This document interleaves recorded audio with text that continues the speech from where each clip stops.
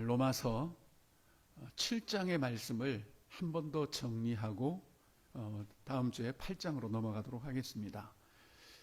지난주에 대략적인 그런 7장의 내용을 이제 우리가 살펴보았습니다. 그런데 오늘 또 이 7장을 한 번 더 하는 이유는 우리는 학교와는 다르죠. 진도 나가는 게 중요한 게 아니라 그렇죠? 얼마나 정확하게 성경을 깨닫느냐가 중요합니다.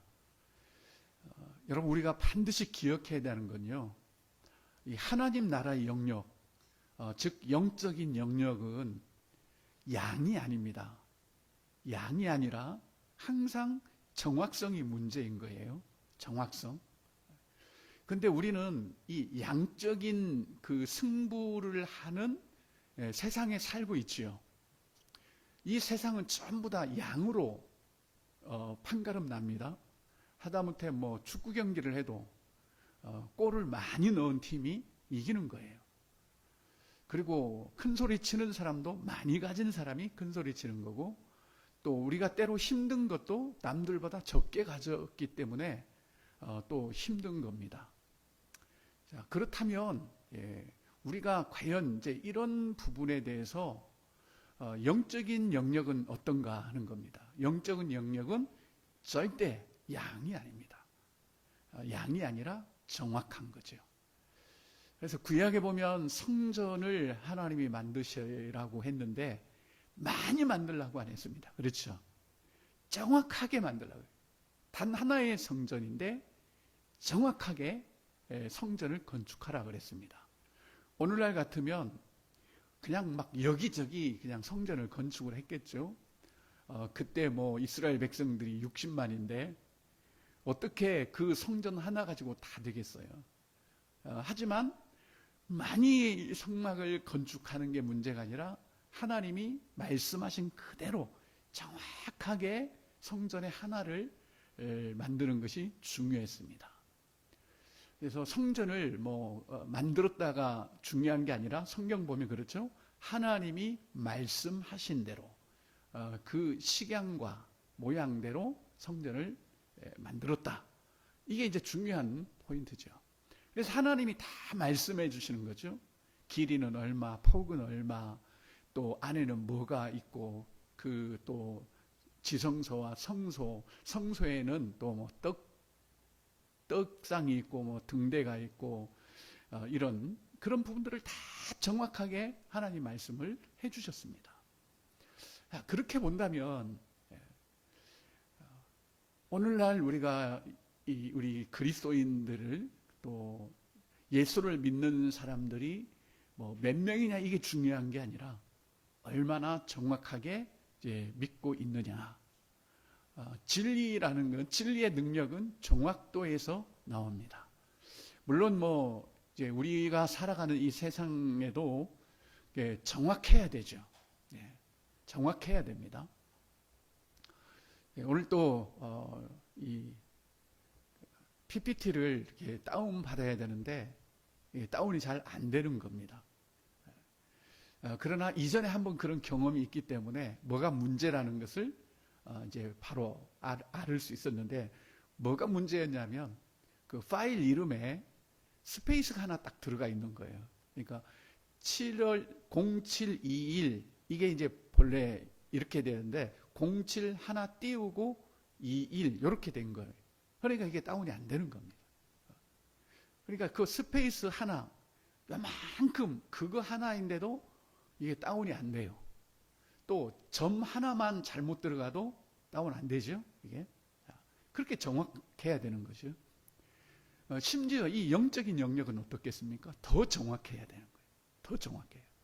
이쪽보다 더 정확해야 능력이 나오는 거죠. 우리가 그렇게 이야기하죠. 믿는 자에게는 능치 못함이 없다 그랬는데 뭐 능치 못함이 없나요? 너무 많은 거죠. 왜 그래요? 우리 믿음이 정확하지가 않아요. 그러니까 믿음의 능력이 안 나타나는 거죠. 진리는 정말 능력입니다. 정말 진리는 능력이에요. 그런데 그런 진리의 능력이 없는 거죠. 왜죠?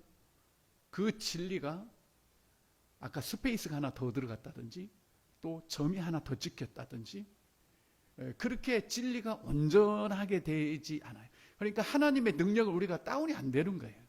내려받아야 되는데 하나님의 능력을 이게 스페이스가 들어가고 점이 들어가고 또 내 욕심, 내 생각, 경험 이런 것들이 진리와 섞여 있으니까 아무리 뭐 엔터를 쳐도 주야 해도 이게 하나님의 능력이 사실은 흘러나오지 않는 겁니다. 그래서 우리 그 샤머니즘적인 거는 그렇잖아요. 지성이면 감천이죠. 얼마나 누가 지성을 더 많이 들였느냐가 그 신을 움직인다는 거잖아요. 근데 우리는 전혀 아닙니다. 우리는 전혀 아니에요. 우리는 지성이면 감천이 아닙니다. 그래서 보통 보면 우리도 이런 그 어떤 문화, 종교적인 그런 그 문화, 또 종교적 신념 이런 게 빠져 있어요. 그래서 많이 하면 하나님이 움직일 거라 그래요. 그래서 대부분 그렇죠. 기도 응답이 안 돼요. 그러면 기도에 분량이 안 차서 그렇다 그러고. 아니 무슨 분량이 있나요 거기에. 우리가 이런 것도 오류입니다. 오류.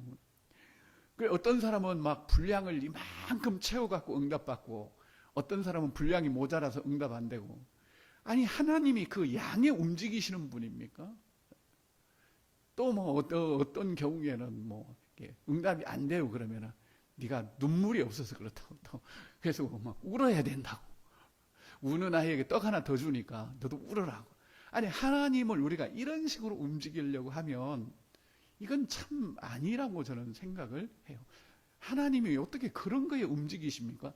우리가 하나님을 정말 전능하시고 그렇잖아요. 상천하지 하나님이시잖아요. 아니 그런데 인간의 그런 분량의 하나님이 움직이신다니 전혀 뭐 그건 우리가 좀 하나님에 대한 오해입니다. 오해. 예수께서 그랬죠. 바리새인들을 향해서 너희가 하나님 오해했다 그런 거죠. 어떤 오해했죠? 그들은 많은 것을 통해서 하나님이 움직일 거라고 생각을 했어요. 그래서 이것도 하고 저것도 하고 저것도 하고 막 다 한 거예요. 그렇게 해서 그들은 하나님을 움직이려고 했습니다. 아니다. 너희들 하나님 오해한 거다라는 거죠. 여러분 하나님이 그렇게 움직이시는 분이 아닙니다. 그렇게 뭐 쏘겁고 째째하게 뭐 이거 하나 더 받았다고 뭐 움직이시고 그런 하나님이 아니라 그분은 창세 전부터 계획된 일들을 지금도 계속 이루어가고 있는 거예요. 누가 뭐래도 그걸 이루어가고 있습니다. 우리가 그 하나님의 그 계획과 또 하나님의 뜻이 이루어지는 쪽으로 우리가 들어가면 우리도 하나님을 경험할 수도 있고 또 하나님의 은혜를 우리가 누릴 수가 있지만 그렇지 않으면 하나님의 그 구속 역사와 동떨어져 있다면 이건 우리가 하나님을 경험할 수가 없는 겁니다. 그래서 하나님을 경험하는 삶이라는 그런 이제 책이 있는데요. 거기 보면 어떻게 우리가 하나님을 경험하느냐? 하나님의 역사가 진행되는 쪽으로 뛰어들어야 되는 거예요. 우리가 지금 올림픽 때문에 난리인데요. 물론 우리가 TV를 보는 것도 마찬가지지만 그 올림픽이라는 걸 우리가 경험하려면 뛰어 들어가야 돼요. 시간 맞춰서 TV를 켜서 거기 앉아 있든지 아니면 직접 날아가서 구경을 하든지 모든 것을 내 자리로 끌어들이려고 하는 것만큼 어리석은 건 없습니다. 대부분 우리가 왜 하나님을 그렇게 믿으려고 그래요. 내가 여기서 막 열심히 하면 하나님 가다가 스톱하고 오실 거라고 생각을 해요. 아니에요. 하나님의 역사는 계속적으로 진행되고 있습니다. 거기에 우리가 발을 담그는 거죠. 그러니 우리 신앙생활에서 오류가 너무 많아요. 정말 오류가 많습니다. 그만큼 성경을 우리가 들여다보지 않고 들은 풍월로 우리가 막 믿는 거예요. 여러분 그렇죠. 막 어떤 방송이라든지 또 뭐 유튜브라든지 이런 데서 간증 하나 이렇게 딱 들으면 이제 나도 막 그렇게 하려고 해요. 또. 그런데 그런 거 아닙니다. 성경으로 돌아가야 되죠. 저 간증이 진짜 성경적인가? 그게 성경적이라면 당연히 우리가 성경을 따라야죠. 또 그렇지만 하나의 주관적인 경험인가, 이런 걸 우리가 분명히 해야 됩니다.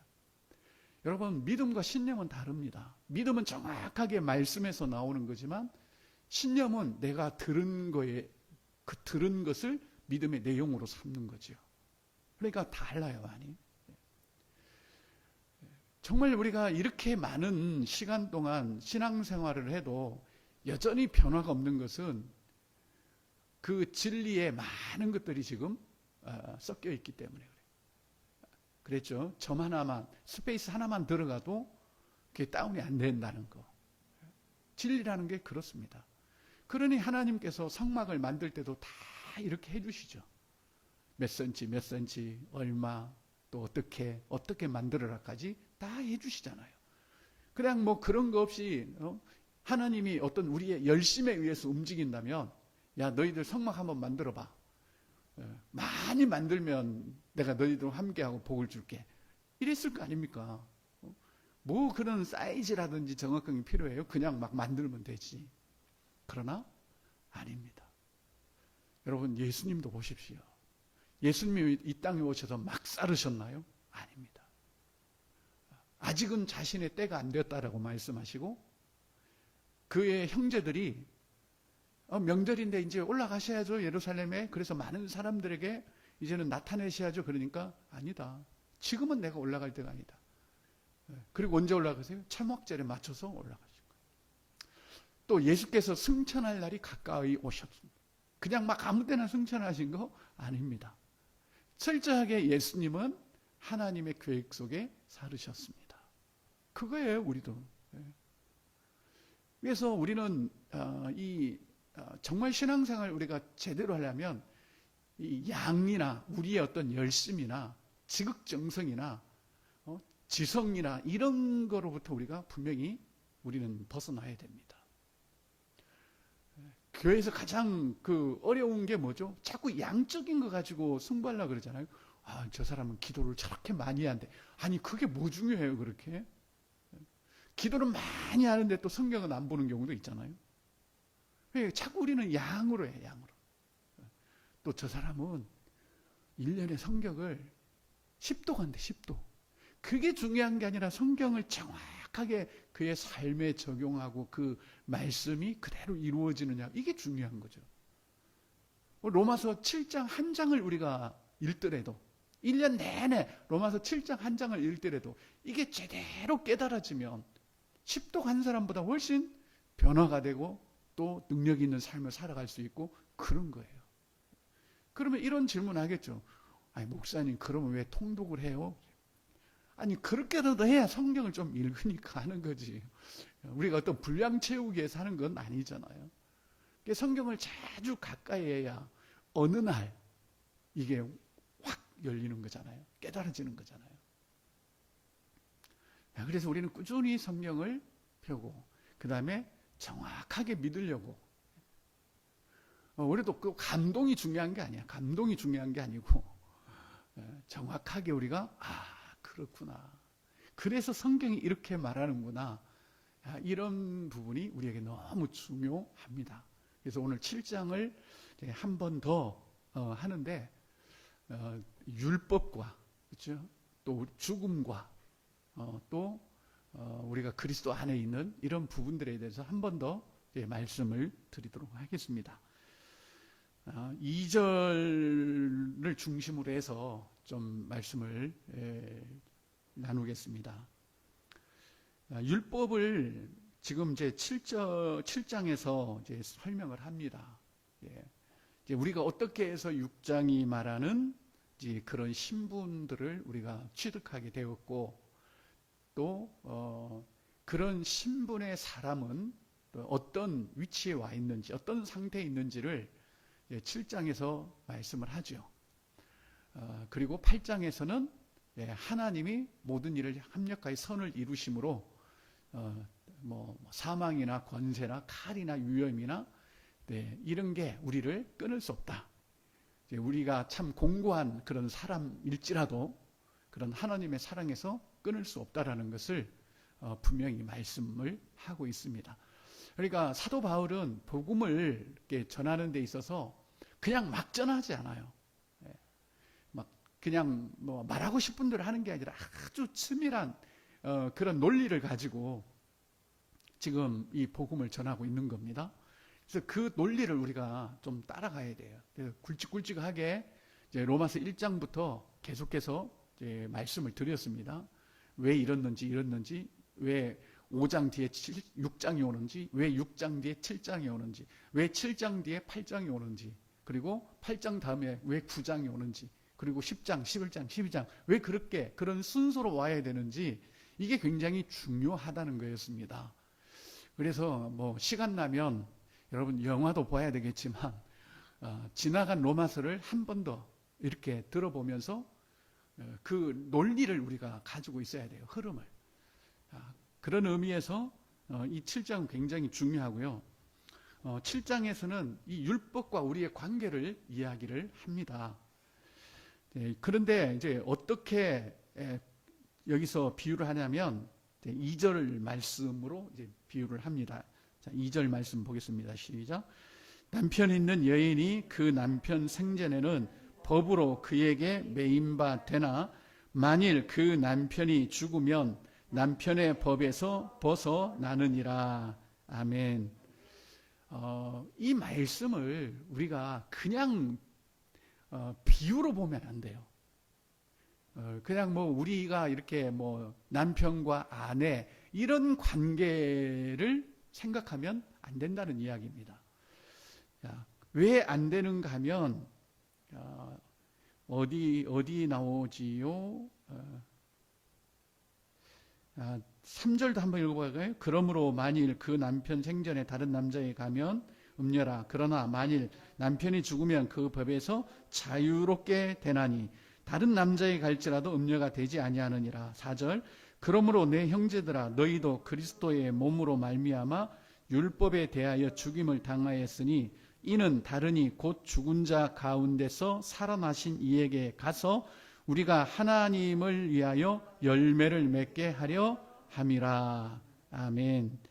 4절에서 뭘 말하죠? 죽은 자 가운데서 살아나신 이에게 가서 그러죠. 가서 갔다는 이야기입니다. 이게 무슨 말이에요? 뭘 갔다라는 거예요? 시집을 갔다는 이야기입니다. 이해되세요 이제? 그래서 우리가 예수 그리스도와 우리가 뭘 했어요? 혼인을 한 거예요. 그리스도와 우리가. 자, 그렇게 본다면 2절에 있는 남편 있는 여인이라고 하는 것은 이게 그냥 일반적인 그 남편과 아내를 말하는 게 아닙니다. 우리의 옛 남편이 그리고 우리의 새 남편. 그러니까 예수 그리스도를 우리의 뭐라 그래요? 신랑은 신랑인데 무슨 신랑? 새 신랑이라 그러죠. 예수 그리스도를. 그러면 우리의 옛 신랑은 뭐예요? 옛 신랑이 있을 거 아니에요. 자, 그걸 지금 이야기하는 겁니다. 여기서 말하는 우리의 옛 신랑은 뭐냐면 여기서 남편이 죽으면 이랬지요. 근데 뒤로 가면서 그 남편이 뭔가를 바울은 이야기를 하는데 그게 뭐냐면 육신이란 말이에요. 육신. 그러니까 앞뒤가 맞아야 되는 거죠. 여기서 남편이 죽으면 이제 이렇게 이야기를 하다가 그러면 이제 뒤에 가서 그 죽은 남편은 뭐냐라는 것이 이제 뒤에 나타나는데요. 그게 바로 우리의 육신이다. 이렇게 바울은 지금 설명을 하고 있습니다. 뒤로 쭉 가면서 우리 육신이 이제 죽었다. 그래서 우리의 어떤 이제 영혼, 우리의 혼, 이건 이제 그 육신과 결별을 하고 예수 그리스도, 죽음에서 살아나신 예수 그리스도와 다시 우리가 이제 결혼을 한 거다는 거죠. 우리의 육신이 살아있을 때는 그럴 수가 없어요. 왜냐하면 법으로 그렇게 묶여 있기 때문에. 근데 이제 우리의 육신이 그리스도와 함께 죽었죠. 그러면 이제 우리의 영혼은 어떻습니까? 이제 다른 이와 결혼할 수 있는 그런 자유가 생긴 거예요. 그걸 지금 말하고 있는 거지. 일반적인 세상 인간의 그런 남편과 아내의 법을 말하는 게 아닙니다. 그러니까 성경은 누구나 읽을 수 있지만 누구나 그걸 볼 수 있는 것은 아니에요. 깨달을 수 있는 것은 아닙니다. 이걸 남편과 그냥 아내로 봐버리면 이게 전체를 우리가 깨달을 수가 없습니다. 자, 이와 유사한 그런 예수님께서 말씀하신 게 있습니다. 어떤 경우냐면 이 바리새인들이 모세는 그 이혼 증서를 써줬는데 뭐 예수님은 어떻게 생각하느냐, 이제 그 질문이죠. 그런데 예수께서 뭐라 그러죠? 하나님이 짝지어 주신 것을 사람이 나눌 수 없다라는 거죠. 나누면 안 된다가 아닙니다. 나눌 수 없다는 이야기입니다. 여러분, 하나님이 짝지어 주신 것을 나눌 수 없다는 것과 나누면 안 된다는 것은 다른 차원입니다. 다른 의미예요. 그런데 예수님은 뭐라 그랬죠? 나눌 수 없다라고 말씀하세요. 나누면 안 된다 그랬는데, 나눌 수 없다라고 말씀하셨으면, 하나님이 그렇게 말씀하셨다면 우리가 하려 해도 안 돼야 되는 거예요. 예를 들면 이거죠. 너희는 저 태평양을 건널 수 없다 그러면 우리가 키를 쓰고 건널려 해도 건널 수 없어야 돼요. 하나님이 만드신 저 태평양을 너희가 건널 수 없다, 사람이 건널 수 없다고 한다면 우리가 아무리 하려고 해도 안 돼야 되는 게 그게 맞아요. 문맥상. 그러니까 예수께서 하나님이 짝지어 주신 것을 너희가 나눌 수 없다라고 했다면 절대 우리가 나눌 수 없어야 돼요. 그런데 어떻습니까?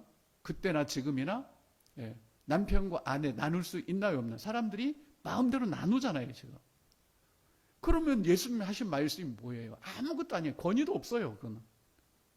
아니, 예수님은 분명히 하나님이 짝지어 주신 것을 사람이 나눌 수 없다라고 말했는데 사람들이 막 나누잖아요. 이게. 그러면 이 하나님의 말씀의 권위는 어디 있는 거예요? 나눌 수 없다 그러면 사람이 키를 써도 그건 안 돼야 되는 거죠. 자, 그래서 이 성경이라고 하는 것은 우리가 너무 쉽게만 그걸 봐버리면 모순이 생긴다는 거죠. 근데 거기나 여기나 지금 다 무슨 이야기예요? 바울도 그랬죠. 그 아담과 하와, 그건 그 남편과 아내 이야기가 아니라 교회에 관한 이야기라는 거죠. 교회는 뭐예요? 이전에 육신과 작별하고 새롭게 그리스도와 결혼한 그런 공동체잖아요. 그러니까 바울은 정확하게 그 성경을 지금 보고 있는 겁니다. 바울은. 자, 그렇다면 하나님이 짝지어 주신 건 뭐예요? 바로 우리 육신과 우리의 어떤 혼이에요. 육신과 혼적인 거. 이건 사람이 절대 나눌 수 없습니다. 그렇잖아요? 이건 죽었다 깨나도 나눌 수 없어요. 이 지긋지긋한 이 육신, 이 타락한 이 육신, 이거 좀 벗어나면 우리가 얼마나 좋겠어요. 하고 한 날 우리를 타락시키고 그냥 뭐 범죄하게 만들고 하나님 뭐 모르게 만들고 그냥 좀 더 놀자, 좀 더 자자 그렇게 만들고 욕심 부리게 만들고 탐욕스럽게 만들고 남을 미워하게 만들고 다 이 육신이잖아요, 지금. 이 육신. 이걸 확 그냥 칼로 잘라서 나눠버렸으면 좋겠어요. 그래서 더 이상 여기에 우리가 영향받지 않고. 근데 바울이 뭐라 그랬죠? 오라 나는 공고한 사람이라 그러잖아요. 이건 하나님이 그렇게 우리 인간을 만드신 거예요.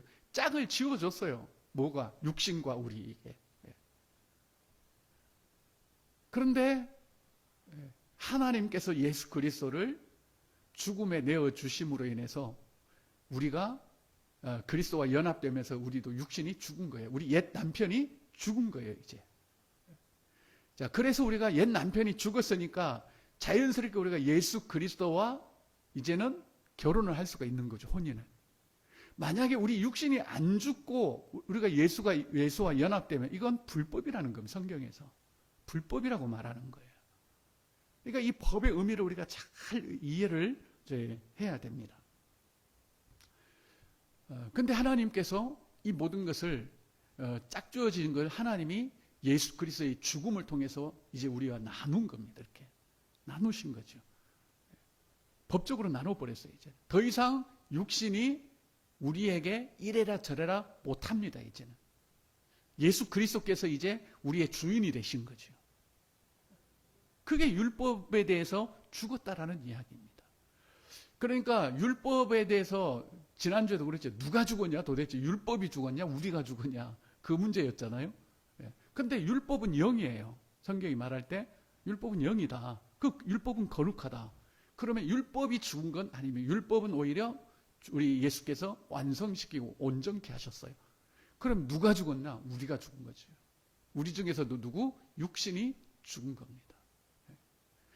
우리의 남편으로서 우리를 억압하고 우리를 막 이상한 데로 몰고 다니고 막 욕심내게 만들고 탐내게 만들고 미워하게 만들고, 그랬던 이 육신이 죽어버렸어요. 우리의 옛 남편이 죽어버렸다고요. 그러면 이제 우리 자유하잖아요.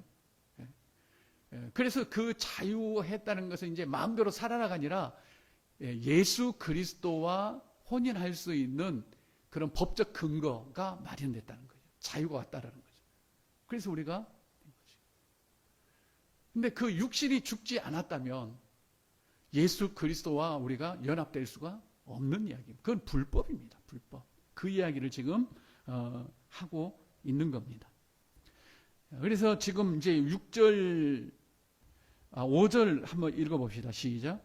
우리가 육신에 있을 때에는 율법으로 말미암는 죄의 정욕이 우리 지체 중에 역사하여 우리로 사망을 위하여 열매를 맺게 하였더니. 아멘. 육신이 나오죠. 우리가 어디에 있었어요? 육신에 있을 때 이게 뭐예요? 그게 남편이었다는 이야기입니다. 이 문맥상 논리적으로 보면 우리가 육신에 있을 때는 이렇게 표현해서 그렇지 실상은 그래요. 육신이 우리의 남편이었을 때는 그 다음에 율법으로 말미암는 죄의 정욕이 우리 지체 중에서 역사했다라는 거죠. 그게 무슨 말인가 하면 이 육신이 율법을 통해서 우리를 이게 꼼짝 못하게 만드는 거예요. 율법은 그런 거잖아요. 우리 죄를 이렇게 죄되게 하는 거잖아요. 그렇게 해서 육신이 우리를 꼼짝 못하게 이제 만들었다. 그래서 우리가 하는 일들은 전부 다 무슨 열매? 사망을 위하는 열매밖에 내지 않았다. 그러니까 옛 남편이 진짜 고약스러운 놈입니다, 이게. 그런데, 자, 6절 시작. 이제는 우리가 얽매였던 것에 대하여 죽었으므로 율법에서 벗어났으니 이러므로 우리가 영의 새로운 것으로 섬길 것이요 율법 조문에 묵은 것으로 아니할지니라. 아멘. 자, 우리가 벗어났다는 거죠. 어디로부터 벗어났어요? 옛 남편의 그런 그 법적인 것으로부터 벗어났다는 이야기입니다. 그러니 우리가 이제 자유롭게 됐고 이제는 옛 남편을 섬기는 게 아니라 영의 새로운 것으로 섬긴다. 자, 이렇게 말씀합니다. 자, 7절 시작. 그런즉 우리가 무슨 말을 하리요? 율법이 죄냐? 그럴 수 없느니라. 율법으로 말미암지 않고는 내가 죄를 알지 못하였으니 곧 율법이 탐내지 말라 하지 아니하였더라면 내가 탐심을 알지 못하였으리라. 아멘. 그러니까 율법을 통해서 육신이 우리를 계속적으로 죄책감을 갖게 만들고 또 죄에 대한 그런 부분들을 우리를 아주 그냥 올가맸단 말이죠. 근데 육신이 확 죽어버린 거예요. 그러면 법도 이제는 그냥 더 이상 우리에게 관여를 못하게 돼 있습니다. 세상 법도 이제 그렇겠지만. 자, 그런즉 우리가 무슨 말이에요? 율법이 죄냐? 읽었죠, 우리가? 탐심을 알지 못했다. 율법이 없을 때는. 근데 율법이 옴으로 인해서 우리가 막 탐심을 이제 알게 되고 또 내게 되었다. 그런 이야기를 이제 쭉 해 갑니다. 그러면서 율법은 거룩한 것이다. 하지만 이 율법이 우리를 변화시키거나 그런 능력은 없다. 14절 읽겠습니다. 우리가 율법은 신령한 줄 알거니와 나는 육신에 속하여 죄 아래 팔렸도다. 율법으로 인해서 우리가 그냥 죄 아래 팔렸다는 이야기입니다. 왜요? 이 육신이, 우리의 옛 남편이 그런 거예요. 우리가 막 이제 개기고 난 이제 이런 사람 싫어 그러면은 옛 고약한 남편이 이제 혼인신고서 갖다 놓고 봐라, 법적으로 이렇게 돼 있는데 네가 뭔 소리냐? 내가 시키는 거 계속 해라. 이런 거예요. 그렇게 해서 이제 살아왔다는 이야기입니다. 그런데 그 남편이 죽어버리니까 이 법도 더 이상 이제 우리에게 대해서 어떤 효력을 미칠 수가 없다라는 거죠. 그러면서 이제 우리가 이제 율법 그런 주의가 또 나타나는 거죠. 그래서 더 이상 율법으로 우리가 이제 어떻게 되지는 않는다는 겁니다. 그래서 율법을 가지고 신앙생활을 하려고 하는 사람은 마치 거울을 보는 것 같다. 율법은 거울과 같아요. 우리의 어떤 여기 묻은 것을 보여주지만 아무리 그 거울 이렇게 해봐야 없어지지 않아요. 그래서 율법은 이제 거울과 이제 같은 것이다. 이런 부분들을 말씀을 하면서, 자, 이렇게 옛 남편이 죽었지만 그 죽었다고 해서 이게 완전히 확 없어진 건 아니잖아요. 헤어져도 어딘가에 살고 있잖아요. 그래서 이제 기회를 타서 와서 또 괴롭히기도 하고 뉴스에 많이 나오잖아요. 우리 육신도 죽었지만 이제 법적으로 이게 법에 대해서 더 이상 효력이 없지만 이제 기회를 타서 우리를 또 이렇게 자꾸 속이고 우리를 또 이끌어 가려고 한다는 겁니다.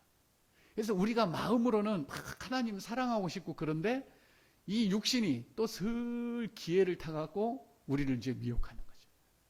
그래서 우리가 이제 또 거기에 옛날 그 습성에 따라서 거기에 우리가 이제 또 말려 들어가 버리면 여전히 이제 그리스도인들이 그 옛 사람처럼 또 살아가는 거죠. 우리가 이제 변화가 없는 거지요. 변화되는 것 같은데 또 돌아가는 거. 그런 뉴스 많이 나왔죠. 얼마 전에도 꽤 됐죠. 정말 아주 유명한 그런 조직 폭력배가 예수 그리스도를 믿고 열심히 신앙생활을 하는데 어느 날 또 뉴스가 나온 거 아니에요? 또 뭔가를 훔치다가 다시 또 감옥에 들어가는. 우리도 마찬가지입니다. 어느 때는 내가 정말 구원받은 것 같고 내 안에 예수 그리스도가 사는 것 같은데 이제 뭔가가 한번 나를 휘몰아쳐 버리면 옛날 내 예수 믿기 전보다 더 악한 것들이 나올 수도 있죠. 그러면 우리는 이제 또 죄책감에 시달리는 거예요. 내가 구원을 받았나? 내 안에 예수가 계시나 안 계시나? 내가 예수 믿은 거 헛방 아닌가? 이런 자꾸 이제 자기 자신을 돌아보는 거죠. 여러분, 우리 자신에게 집중하면 절대 해답 없습니다. 어디로 가야 돼요? 성경으로 가야 돼요. 도대체 내가 겪고 있는 이 일을 성경은 뭐라고 하는지, 그게 바로 7장이잖아요. 바울도 늘 그러는 거예요. 와, 나 공고하네. 차라리 예수 안 믿었을 때는 마음으로 하나님이 원하는 것을 하려고 하는 이 자체가 없으니까 갈등이 없잖아요. 근데 이제 우리가 예수 믿고 예수 그리스도와 이제 혼인을 했고 그러다 보니까 우리가 이제 내 신랑 대신 예수를 위해서 살고 싶은데 또 내 안에서 이 옛 육신에 대해 기회를 호시탐탐 노리면서 우리를 또 이제 끌어가니까 우리가 공고한 거잖아요. 그래서 바울이 나 공고하다. 어찌하면 좋냐. 그런데 바울은 어떻습니까? 자기 자신에게 집중하는 것이 아니라 누구에게 집중했습니까? 25절 읽겠습니다. 시작. 우리 주 예수 그리스도로 말미암아 하나님께 감사하리로다. 그런즉 내 자신이 마음으로는 하나님의 법을 육신으로는 죄의 법을 섬기노라. 아멘. 여기서 죄의 법을 섬긴다는 게 다시 구원받지 못할 때를 말하는 게 아니라 이 육신이 기회를 타서 우리를 이렇게 미혹하는 거기에 우리가 이제 끌려간다는 겁니다. 자, 그런데 이제 8장에 들어가면서 1절에 보면 그러므로 이제 그리스도 예수 안에 있는 자에게는 결코 정죄함이 없다. 예. 그걸 너는 그거 죄야. 너 그럴 수가 없다는 거예요. 왜 죄가 안 되죠? 옛 남편이 죽어버렸으니까. 옛 남편이 죽었으니까 이거는 이제 더 이상 우리를 정죄하지 못한다는 이야기입니다. 자, 그러면서 우리가 이렇게 살지만, 예, 이제 쭉 가다가 8장 28절에 우리는 그래도 안다. 예, 내가 이렇게 공고하지만, 그렇지만 예수 그리스도로 인하여 우리는 살아가기 때문에 우리는 안다. 뭘 아느냐? 자, 28절 보겠습니다. 시작. 우리가 알거니와 하나님을 사랑하는 자, 곧 그의 뜻대로 부르심을 입은 자들에게는 모든 것이 합력하여 선을 이루느니라. 아멘. 나 이거 안다. 하나님이 분명히 선을 이루신다. 이건 뭐예요? 하나님이 계획하신 대로 나를 반드시 그렇게 인도하여 목적지까지 나를 이끌어 가실 것이다 하는 겁니다. 물론 이제 그 과정에 여러 가지가 있을 수가 있지요. 네. 고난도 있을 것이고 뭐 가시밭길도 있을 것이고 있을 수가 있습니다. 그럴지라도 자 38절 39절 읽겠습니다. 시작. 내가 확신하노니 사망이나 생명이나 천사들이나 권세자들이나 현재일이나 장래일이나 능력이나 높음이나 깊음이나 다른 어떤 피조물이라도 우리를 우리 주 그리스도 예수 안에 있는 하나님의 사랑에서 끊을 수 없으리라. 아멘. 이 영광에까지 드디어 이제 오게 되는 겁니다. 자, 이런 논리가 있어요. 바울에게는 이런 과정이 있습니다. 이걸 모르면 그냥 로마서 8장 28절 뭐예요? 롬 828 하면서 그것만 주구장창 막 암송하고 그래도 변화가 없는 거지. 왜요? 정확한 게 아니잖아요. 이 바울이 어떤 논리를 가지고 이렇게 설명을 해 가는지 그걸 우리가 정확하게 깨닫고 인지를 하고 그 논리에 따라가야 우리도 바울처럼 하나님의 사랑에서 끊을 수 없으리라 하는 이 영광스러운 고백과 찬양을 들을 수가 있는 겁니다. 그러면서 이제 9장으로 넘어가면 이 영광을 참 우리 저 유대인들 동족들도 좀 누렸으면 좋겠다. 예. 그러면서 이제 좀 더 이 확장되어 가죠. 이제 다른 쪽으로 로마서가 지금 그렇게 이제 흘러가고 있습니다. 얼마나 좀 그려졌는지 모르겠어요. 우리가 기억해야 될 것은 내 육신이 우리의 옛 남편이었다. 근데 그 육신이 그리스도와 함께 십자가에 못 박혔다 이제는. 그래서 우리는 자유케 되었고 대신에 예수 그리스도와 다시 이제 결혼한 그런 지체가 되었다. 그래서 그게 교회다. 교회는 다른 것이 아니라 옛 남편이 다 죽은 사람들 그리고 예수 그리스도와 혼인하는 사람들 그 사람들의 모임이 교회다. 그래서 바울도 아담과 하와를 이야기하면서 내 한 몸이 될지라 하는 이 부분도 바로 교회 이야기다. 자 이렇게 이야기를 합니다.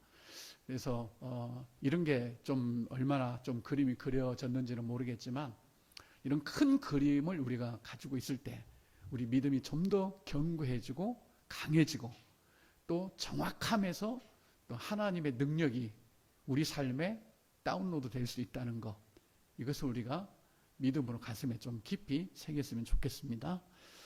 기도하겠습니다. 제가 기도하고 오늘은 주기도를 마치겠습니다.